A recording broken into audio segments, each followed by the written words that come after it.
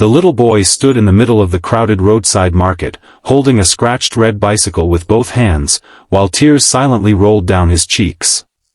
He looked up at a group of bikers parked beside a small cafe and whispered the words that would change all their lives, "Buy my bike, sir. Mommy hasn't eaten in 2 days." The bikers had been laughing only moments earlier, talking about their weekend ride and arguing about which road they would take. But the moment they heard those words, every conversation stopped. The boy couldn't have been more than 9 years old.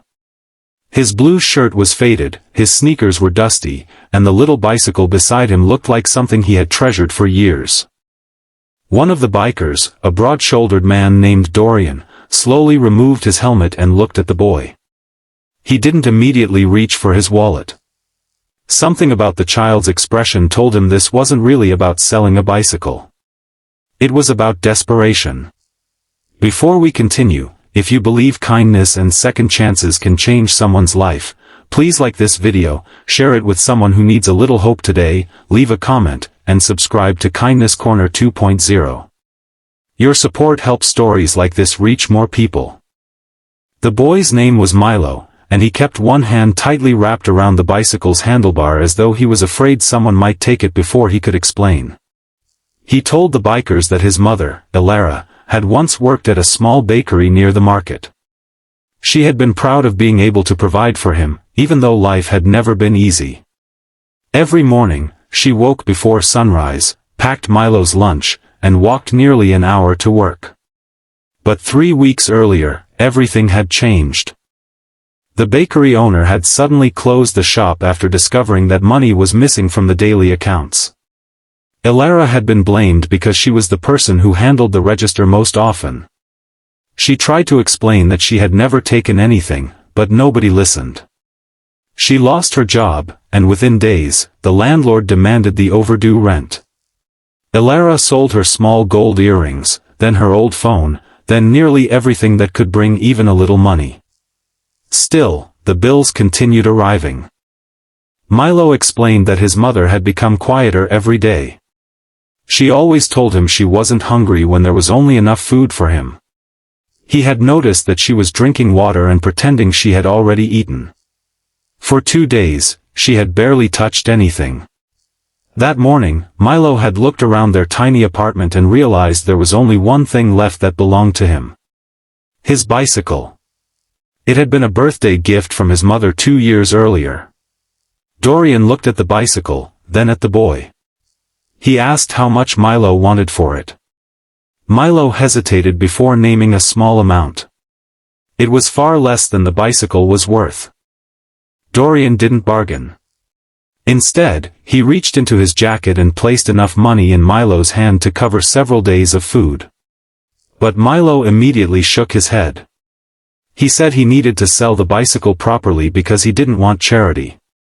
That answer hit the bikers harder than anything else. Dorian crouched down so he was at the boy's eye level and told him that there was nothing shameful about accepting help when life became too heavy to carry alone. But Milo still insisted that he wanted to earn the money. The bikers exchanged glances. Then Dorian made a decision. He told Milo they would buy the bicycle, but they wanted him to keep riding it whenever he wanted. Milo looked confused. Dorian explained that they weren't buying the bicycle to take it away. They were buying it to make sure his mother had food that day. Milo finally nodded. Within minutes, the bikers gathered around him. One bought groceries from the nearby market. Another purchased fresh fruit, bread, rice, milk, and other essentials. Someone else quietly paid the overdue electricity bill through a mobile payment service. But Dorian wasn't satisfied. Something about the story bothered him. If Elara had been innocent, why had she lost everything?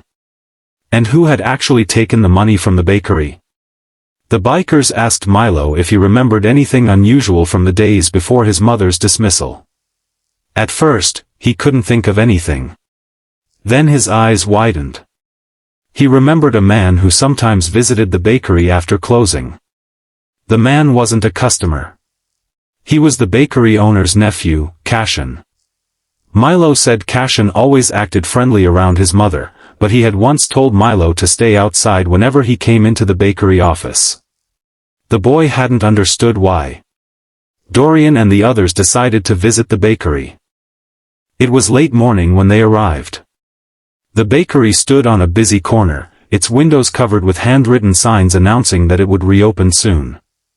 The owner, a nervous-looking man named Bram, was standing near the entrance. When he saw the group of bikers approaching with Milo, his expression changed. Dorian calmly explained why they were there. Bram insisted that Alara had been responsible for the missing money.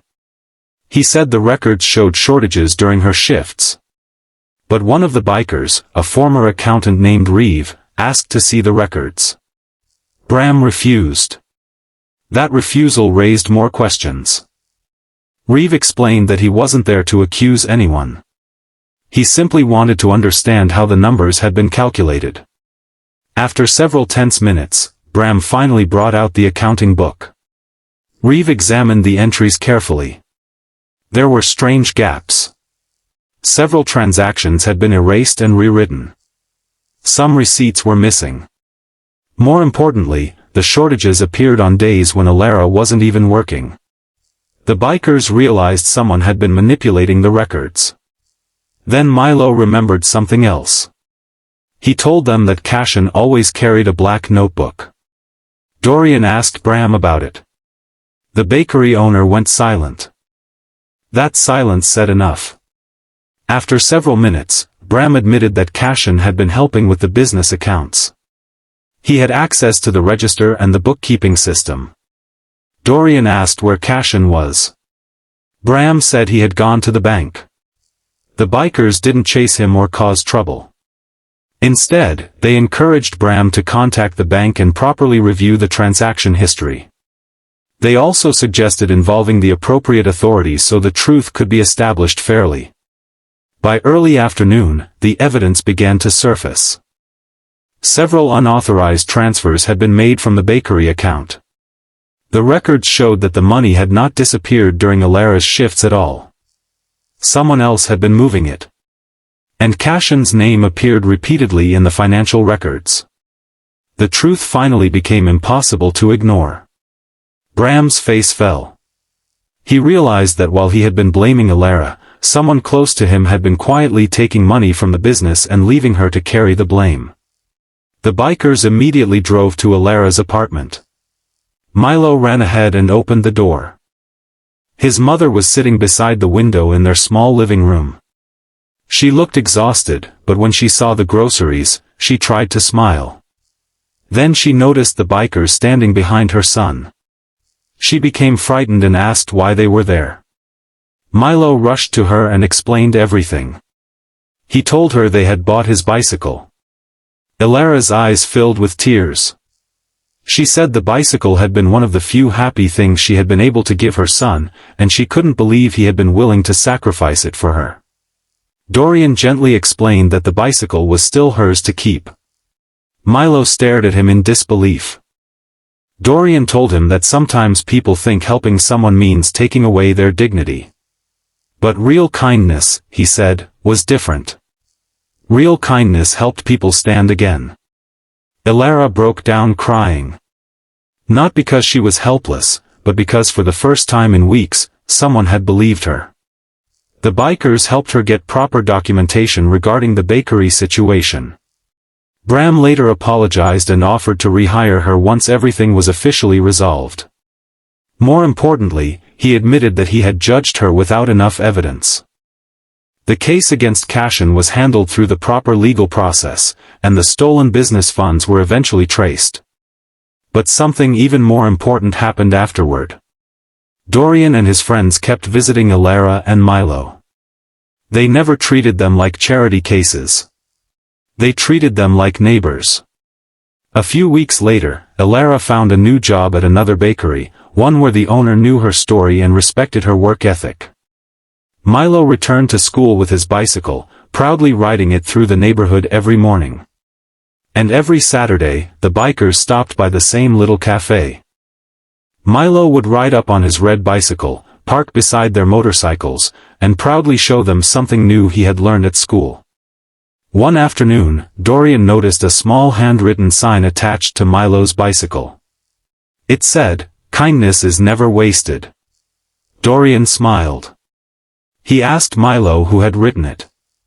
Milo pointed toward his mother. Ilara was standing across the street, carrying a bag of fresh bread and smiling at them. The bikers realized that day that they hadn't simply bought a bicycle. They had helped a mother and son survive the moment when life had taken almost everything from them.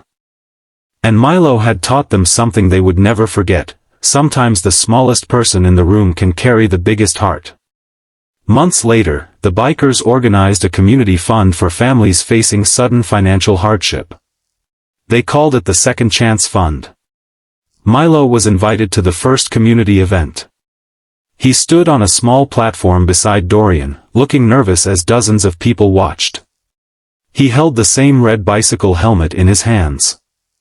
When someone asked him why he had been willing to sell his bicycle that day, Milo simply said that his mother had always told him that when you have something someone else desperately needs, you should try to help. Dorian looked at Ilara. She was crying again. But this time, her tears were filled with pride. If this story touched your heart, please take a moment to like the video, share it with someone who believes in kindness, and subscribe to Kindness Corner 2.0. Sometimes one small act of compassion can remind someone that the world hasn't forgotten them. And before the story ends, I have one special request. Comment, "Kindness gives second chances," if you believe that helping someone today can change their tomorrow. Milo eventually grew older, but he never forgot the day he stood beside that crowded market with his little bicycle, believing it was the only thing he could offer. The bikers never forgot it either. Because they had gone to the market expecting nothing more than an ordinary afternoon. Instead, they met a little boy who was willing to give away his favorite possession for his mother's next meal. And they discovered that behind one broken family was a truth that needed to be uncovered. Someone had taken everything from Ilara. But kindness helped give something back that money could never buy. Hope. And sometimes, when hope returns, a person doesn't just survive. They begin again.